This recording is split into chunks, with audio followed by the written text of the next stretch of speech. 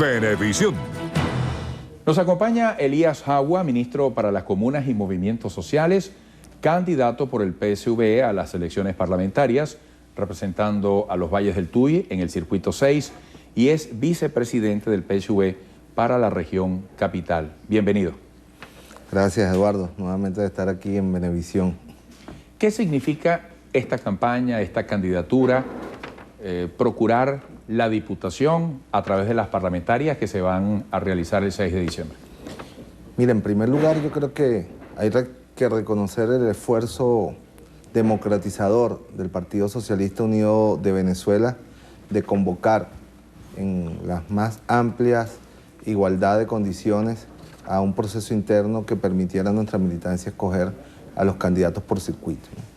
Y fue una experiencia gratificante desde mi punto de vista como dirigente nacional compartir con la generación de relevo que ya está actuando, que está haciendo política dentro de la revolución bolivariana. Creo que fue un bonito esfuerzo de promoción de cuadros este proceso interno que nos va a permitir establecer una combinación perfecta entre la experiencia del liderazgo nacional y la emergencia de los cuadros jóvenes y especialmente del liderazgo femenino en nuestras planchas para las parlamentarias del 2015, que van a constituir una mayoría, como la queremos, como la estamos construyendo, para la paz, para la estabilidad del país.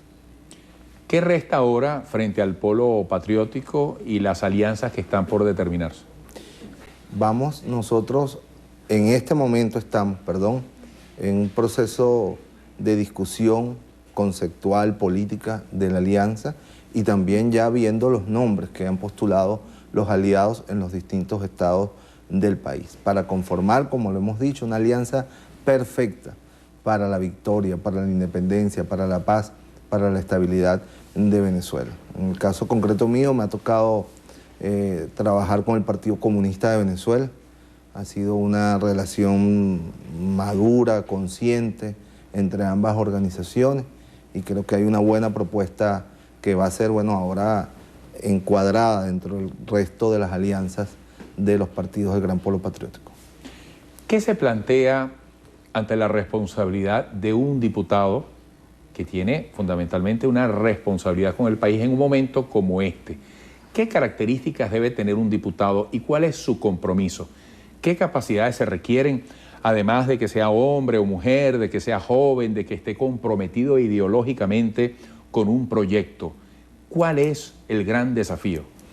Mira, yo creo que en este contexto histórico de Venezuela, donde peligrosamente hay sectores políticos de la derecha que juegan a la violencia, han jugado, siguen jugando, siguen desarrollando planes perversos para llevar a Venezuela a la violencia, bien sea una confrontación interna o una confrontación con un tercer país, lo fundamental tiene que ser la madurez política para ir ahí a aportar estabilidad, tranquilidad, ¿no?, para la familia venezolana.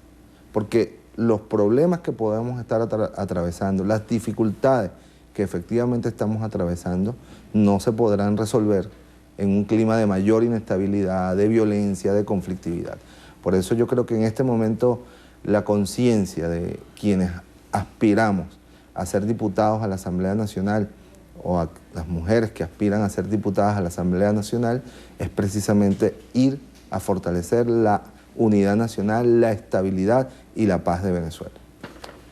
¿Cómo se fortalece la estabilidad? Fíjese que tradicionalmente desde hace mucho tiempo el problema de la inseguridad ocupa un primerísimo lugar en las preocupaciones del venezolano. Pero resulta que está en la dimensión de lo económico que algunas encuestadoras dicen que la economía o la preocupación que genera la economía superó la de la inseguridad, que es bastante decir. ¿Qué plantear allí en un escenario de esta complejidad? ¿Qué relación hay de esto con la estabilidad y sobre todo la generación de confianza en una sociedad? Mire, yo creo que los tres principales factores de inestabilidad que se conjugan además en este momento para la sociedad venezolana, uno es los grupos que practican la violencia política, ¿no? Que hacen de la violencia un instrumento para la desestabilización, para el intento del derrocamiento de las instituciones democráticamente constituidas en Venezuela, ¿no? En segundo lugar, los factores de la violencia criminal. En muchos casos ya ha sido demostrado la alianza, la vinculación entre los factores de la violencia política y la violencia criminal, ¿no? Y en tercer lugar, la guerra económica con toda su estructura de daño a la economía nacional, daño a la economía de la familia, daño a la economía de la estructura de la sociedad venezolana, de la estructura productiva. Estoy hablando del contrabando de extracción, del fenómeno perverso del llamado bachaqueo, ¿no? De la especulación desatada contra un pueblo, contra el ingreso, contra el patrimonio familiar de manera deliberada, no solamente como producto de problemas estructurales de la economía, que los hay, sino como una acción deliberada mediante la fijación de una tasa de cambio totalmente arbitraria por parte de los banqueros prófugos en Miami. Frente a eso, ¿qué hacer? Bueno, en primer lugar, lo que hemos hecho y seguiremos haciendo, los esfuerzos para que todos los actores políticos participen dentro del juego democrático con lealtad a la Constitución, a las leyes y al derecho a vivir en paz que tienen los venezolanos y las venezolanas. En segundo lugar, hemos iniciado en estos días y específicamente este fin de semana, como lo anunció el presidente Maduro, un plan superior de desarticulación de las bandas criminales. Hemos actuado en varios urbanismos este fin de semana, estamos actuando en este momento en la Cota 905, donde un conjunto de organizaciones criminales con vinculaciones políticas con sectores de la derecha se había ocupado de un territorio para sembrar zozobra y violencia contra la población. Hoy estamos desmantelando en este preciso momento esas bandas criminales, igualmente en los valles del Tuy. Hemos iniciado el proceso de liberación del urbanismo Ciudad Betania, donde también se habían enquistado algunos de estos grupos violentos. El tema económico es un tema de mayor complejidad, ¿no? Donde el presidente ha venido asumiendo un conjunto de acciones. En primer lugar, un sistema de cambio, de transición, que nos permita avanzar hacia un sistema que estabilice definitivamente la moneda y podamos derrotar toda esa campaña de fijación de un dólar arbitrario, que ya no solo lo dice el gobierno. Acabamos de escuchar la posición de la Asociación Bancaria de Venezuela denunciando toda la estrategia para dañar la moneda nacional y el daño que esto le está causando a la economía. En segundo lugar, garantizando los flujos en divisas necesarios para compensar la caída de los precios del petróleo, que durante este año ha sido dramática, ¿no? Pero a pesar de eso, el gobierno bolivariano ha seguido haciendo frente a sus obligaciones sociales, a la protección social, a las políticas de inversión en vialidad, en vivienda, etc. De manera que allí está un conjunto de acciones que tienen que ser apuntaladas necesariamente desde la Asamblea Nacional, como lo está haciendo ahorita nuestra mayoría, y que por eso requerimos seguir siendo mayoría, para poder desmontar toda esa estructura perversa que tanto daño le está haciendo a la familia venezolana en este momento. ¿Qué hacer, por ejemplo, con las páginas que informan las fluctuaciones o los movimientos de la moneda extranjera? Exageradamente pudiéramos decir que hay gente que incluso las ve casi que como mirar el reloj, a ver qué cambio en el cortísimo plazo va presentando.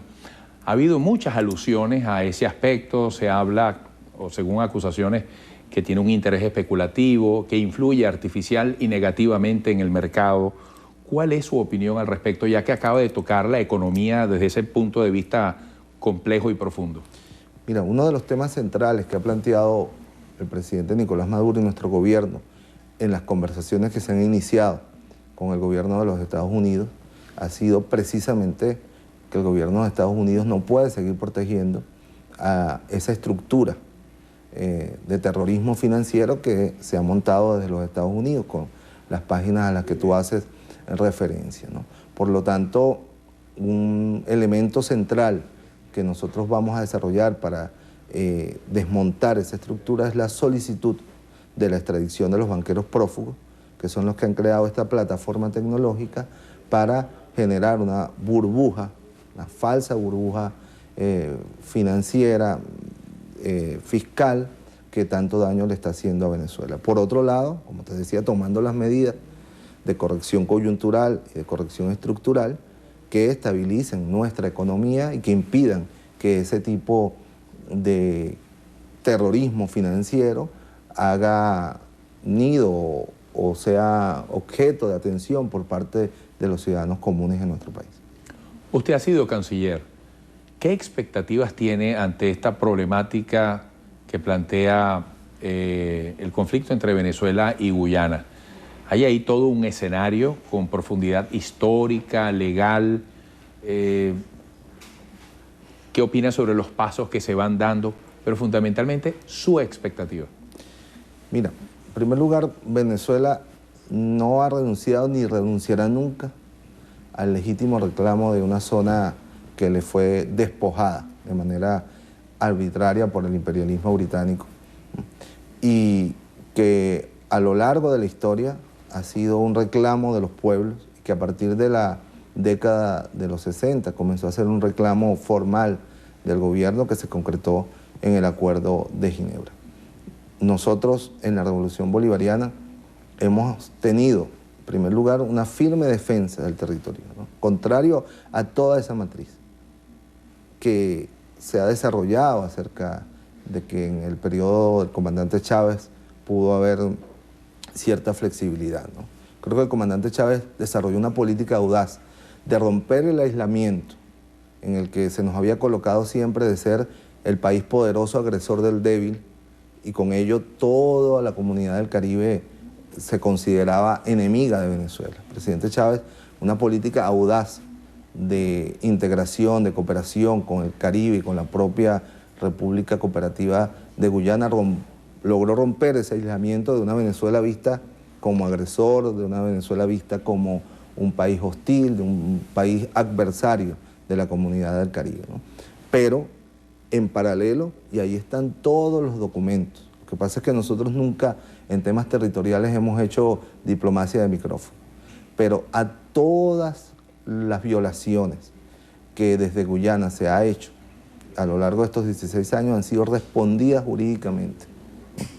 Cuando yo estuve en mi periodo de canciller, al menos 10 comunicaciones enviamos, bien nosotros protestando o respondiendo a notas de protesta, enviamos comunicaciones a las empresas transnacionales, por supuesto por instrucciones del presidente Nicolás Maduro, para dejar claro y firme que Venezuela no ha renunciado ni renunciará nunca a su reclamación sobre el Esequibo.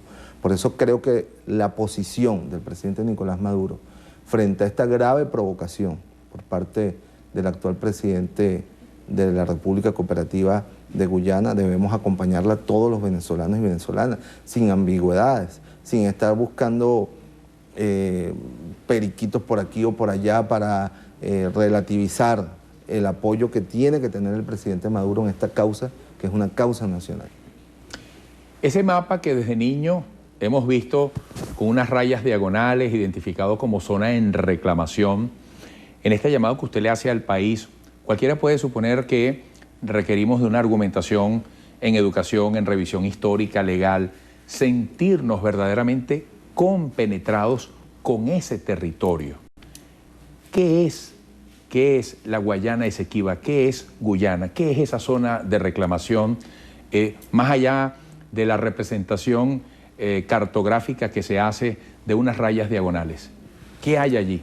Mira, en primer lugar, coincido contigo y es parte de lo que el presidente planteó ante la Asamblea Nacional, ¿no? Un relanzamiento de la información, el conocimiento y la sensibilización del pueblo venezolano y especialmente de las nuevas generaciones con el reclamo justo e histórico.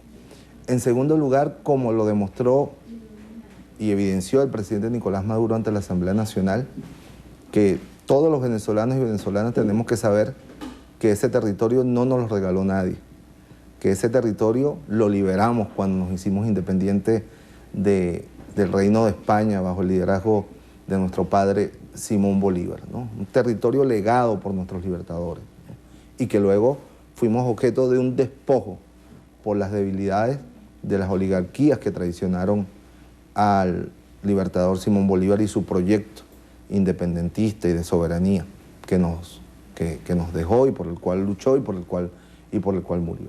Y en tercer lugar, bueno, la importancia estratégica de ese territorio desde el punto de vista de nuestra soberanía en la llamada fachada atlántica y de los recursos naturales que allí se encuentran, y especialmente de la aspiración de la población amerindia que habita ese territorio de ser parte de Venezuela, como lo manifestaron en muchas oportunidades, especialmente en la década de los 60 cuando se produjo una rebelión donde pedían los habitantes de ese territorio, la llamada población amerindia, que definitivamente integrarse a lo que consideraban su patria Venezuela, y lamentablemente por debilidades en su momento el gobierno de entonces no apoyó esa justa rebelión. Volviendo a la perspectiva estrictamente nacional y esta responsabilidad que asume hacia las parlamentarias del Partido Socialista Unido de Venezuela, ¿qué le ha dejado la experiencia en distintos cargos públicos para intentar ejercer este rol como diputado? Bueno, ¿Las cosas se pueden hacer distintas, se pueden hacer mejor? Por supuesto que sí. Nosotros somos, como nos enseñó el presidente Chávez, unos eternos inconformes con lo que hacemos. Siempre queremos que sea mejor porque es para nuestro pueblo, ¿no? Siempre queremos evitarle a nuestro pueblo situaciones como las que sabemos está viviendo con el tema de la especulación, del acaparamiento, ¿no? De los problemas de abastecimiento, ¿no? Son temas que para nosotros como revolucionarios y como gobernantes son temas de la primera preocupación y de la primera ocupación, ¿no? Entendiendo y teniendo conciencia de que nosotros en el hacer gobierno no jugamos solos, que tenemos un adversario que utiliza la política del sabotaje, de la desestabilización, de la intervención extranjera, del terrorismo económico, del terrorismo político, como instrumentos que dificultan la acción de gobernar. Pero eso nos llena de mayor coraje y de mayor fuerza para vencer todas las dificultades que nos pongan para lograr que nuestro pueblo viva bien, que es el último objeto de estar aquí, pues, ¿no? Estar aquí es para que la gente viva bien, para que el pueblo viva bien, para que nuestro país avance en condiciones de igualdad, de libertad para todos y todas, sin exclusión, ¿no? Para mí, ser parlamentario, bueno, es una etapa política que no he vivido, ¿no? Fíjate que yo tengo en el escenario político, de la alta política, como se dice, son los 16 años del gobierno bolivariano, ¿no? Y nunca he sido parlamentario de la Asamblea Nacional, fui constituyente, que es una instancia distinta al Parlamento. Con esto te quiero decir que aún en mi caso, que puedo ser un dirigente experimentado, posicionado políticamente, voy a ser un diputado nuevo, ¿no?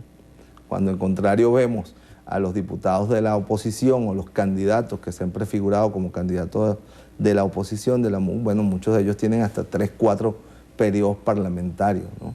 De manera que uno ve allí claramente que cómo la derecha sigue enquistada en un viejo liderazgo que fue derrotado por esta fuerza insurgente que nosotros representamos bajo el liderazgo del comandante Chávez, y siguen insistiendo con quienes fueron causantes de la tragedia nacional y quienes fueron derrotados, como te decía, por una nueva generación, que en ese caso representamos nosotros, y como nosotros somos los que estamos promoviendo una nueva generación, ¿no? Con apenas 16 años en el gobierno, nosotros ya estamos preocupados, interesados, que la generación que nos va a relevar en los próximos 10 años salga a la palestra pública y ocupe cargos dentro del Parlamento y dentro del gobierno nacional.